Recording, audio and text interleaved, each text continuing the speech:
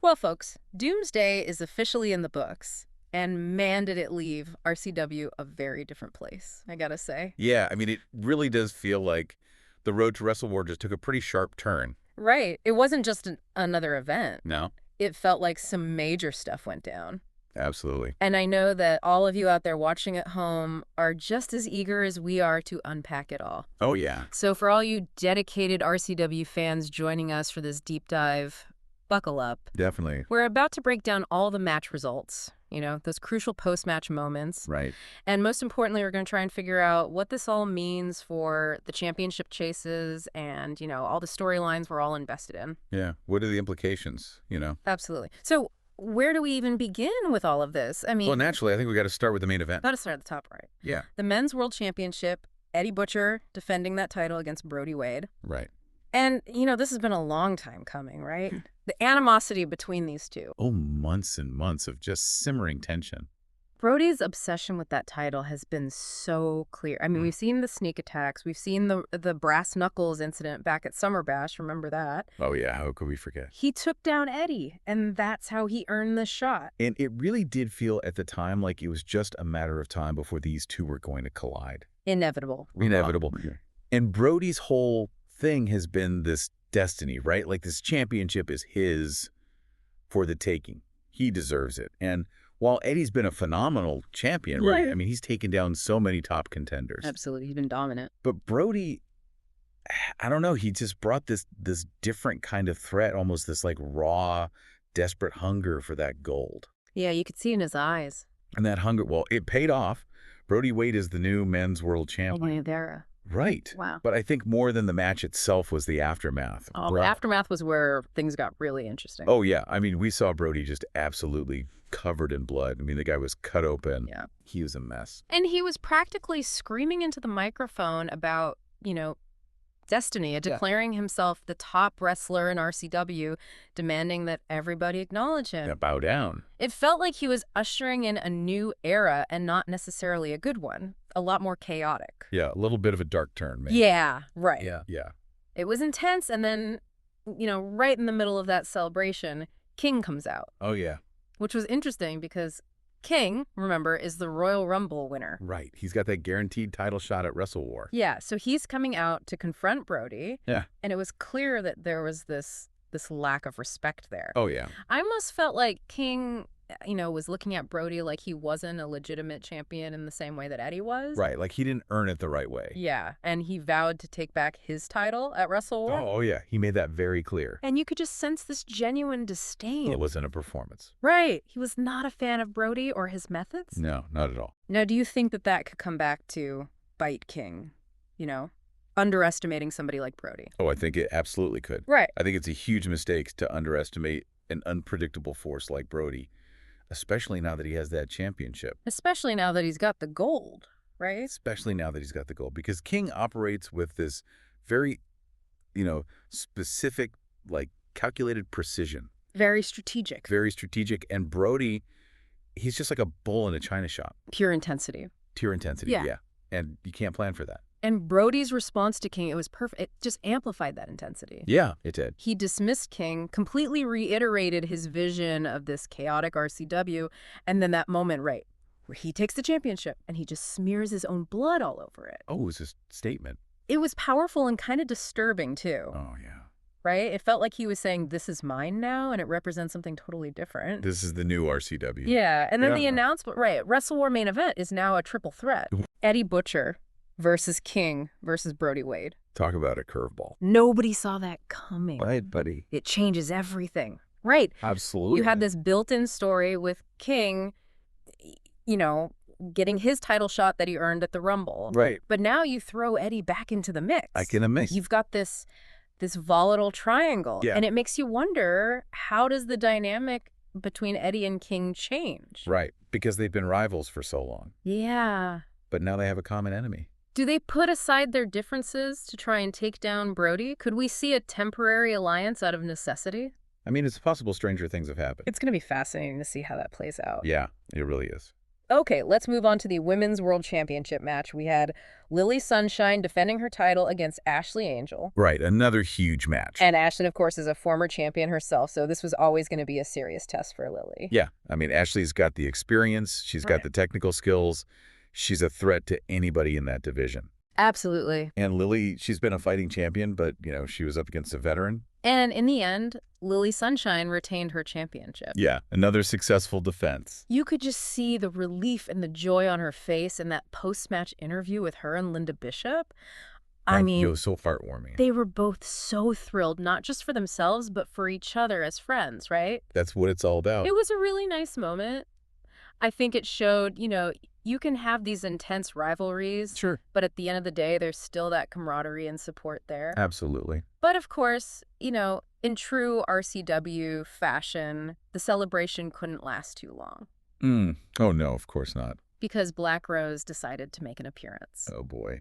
Now, for those who don't remember, Black Rose is the Women's Royal Rumble winner. Yeah, and she has been a force ever since she stepped foot in RCW. Oh, yeah. I mean, that Royal Rumble victory solidified her as a top contender. Oh, absolutely. She just dominated. Huge. And her intensity, her no-nonsense attitude, it's the total opposite of Lily's personality. Polar opposites, right. Yeah, you couldn't have two more different people. But that's what makes it so compelling. It's a clash of styles, Yeah.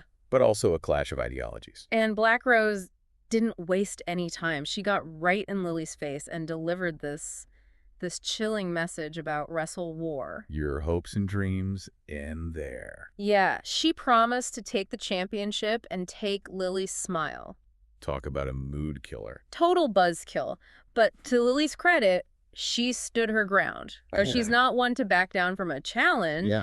And she reminded Black Rose that plenty of people have tried to dim her light before. Right. And they've all failed. They haven't been able to break her spirit. Right, and she declared her intention to still be champion after Wrestle War. Good for her. So it's official Black Rose versus Lily Sunshine for the Women's World Championship at Wrestle War. Oh, man, what a match that's going to be. I know, right? What are your thoughts on this matchup?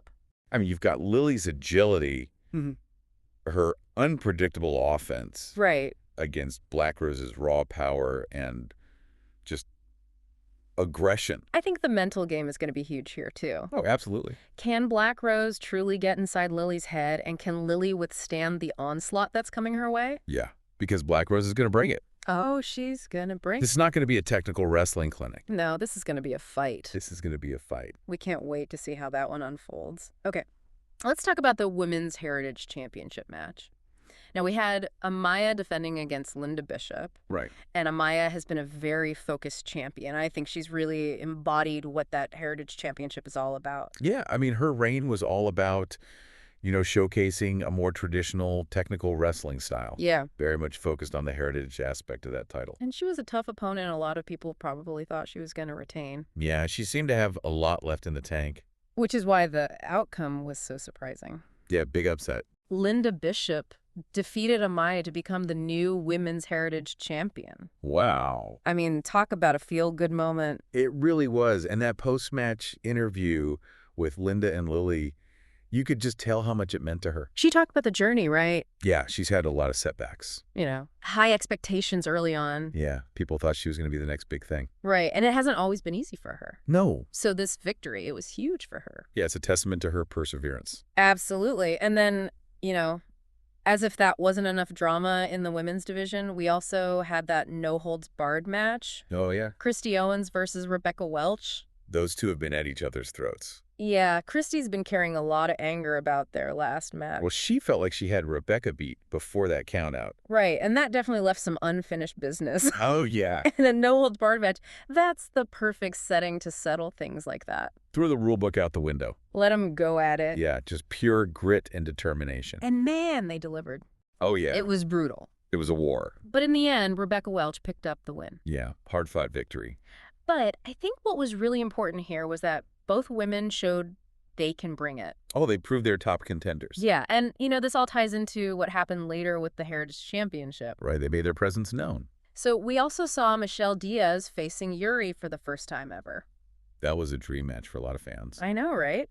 Two incredibly talented wrestlers, very different styles. Very different. What were your thoughts going into this one? Well, I was excited to see how Michelle's technical precision would match up against Yuri's power and aggression. Yeah, because Michelle's been on a roll, but this was a chance to really prove she belongs at the top of the division. Yeah, a real test. And she passed with flying colors. She did. Michelle Diaz defeated Yuri. Statement made. Oh, yeah. You don't beat somebody like Yuri by accident. No, you don't. That's a message to the entire locker room that she is a serious threat. Yeah, and she's coming for gold. Oh, absolutely. And speaking of coming for gold, we had that backstage confrontation with general manager Max Stone. Oh, yeah, things got heated. Rebecca Welch and Michelle Diaz, fresh off their victories. Yeah, feeling good. They both approached Mac, demanding a shot at the Women's Heritage Championship at Wrestle War. Yeah, I mean, you can't blame them. They both earned it. Right, but Mac's got to make the decisions. It's a tough job. And then just when you thought things couldn't get any more complicated, guess who shows up? Marcella. Out of nowhere. And she wants her contractually obligated rematch for the Heritage Championship. Wait a minute, hold on. Now, you and I both know those rematch clauses usually have a time limit. Right, and they're tied to the champion you lost to. Exactly, and she lost to Kelly Styles a while back. Yeah, and Kelly's not even the champion anymore. Right, Linda Bishop is the champ now. So Marcella's claim is a little shaky, to say the least. To put it mildly. Yeah. But Mac, he's a problem solver. He's got to be in that job. And so he made a decision at Wrestle War. We are going to have a fatal four-way elimination match for the Women's Heritage Championship. Oh, wow. Marcella versus Michelle Diaz versus Rebecca Welch versus the champion Linda Bishop. Talk about chaos. That match is going to be insane. Oh, yeah, I can't wait. What a way to solve that problem, though. I mean, it's brilliant he addresses the claims of all three challengers. Right. Gives the new champion a real test in her first defense. Absolutely. And the elimination format just adds another layer of unpredictability. Oh, yeah. Anybody could win. Okay, let's shift gears a bit and talk about the Riot match. Okay. We had Deshaun Williams, Anthony Hogan, and Mike Hudson. The A-listers. The A-listers going up against LJ Hernandez Warlord and Sebastian Wolf. That was a grudge match for sure. Oh, so much history, so much animosity packed into that one. Yeah. I mean, you've got the Hogan Warlord issue, you've got the long-standing feud between Deshaun and LJ. Right. Sebastian mentoring LJ after he lost the U.S. title. Right. And then you've got Mike Hudson. Oh, yeah, what's he doing there? Right, this weird alliance with the A-listers. Money talks, I guess. I guess so, right? Yeah. So you have the A-listers with their usual arrogance, their underhanded tactics, right. and then this team just united by this mutual respect and a desire to just prove themselves. Yeah, shut the A-listers up. Yeah. And the match was exactly what you'd expect from a Riot match. Oh, it was a brawl. Absolute chaos, no rules. No rules. Anything goes. But the result was pretty decisive. It was. LJ Hernandez Warlord and Sebastian Wolf, they defeated all three members of the A-listers.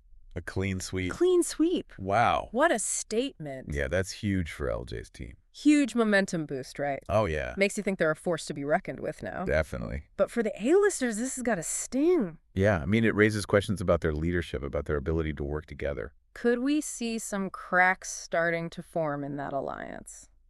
I wouldn't be surprised. I mean, it's got to be tough to come back from a loss like that. Yeah, especially for a group like the A-listers, who are all about image. Yeah, they don't like to look weak. No, they don't. So looking back at Doomsday as a whole, it's clear that this event has shaken things up in RCW. Oh, yeah, the landscape is completely different. We've got new champions, rivalries have boiled over, and the road to Wrestle War has taken some unexpected turns. Yeah, some big twists and turns. And for all of you listening out there, I want you to think about this with Brody Wade now as champion. This new era of chaos. Yeah, and that Wrestle War main event being a triple threat match. What kind of crazy alliances or betrayals do you think we might see between now and then? Oh, man, who knows what's going to happen? I mean, how does the dynamic between King and Eddie Butcher change now that they have this common enemy? Yeah. Will they be able to put aside the differences? Or will their own ambitions get in the way? Yeah, it's a fascinating question. We're going to have to wait and see. That's the beauty of it. And that's why you, our fellow RCW fans, need to stay tuned. You don't want to miss what's next. Make sure you're following all the action as these storylines develop. Absolutely.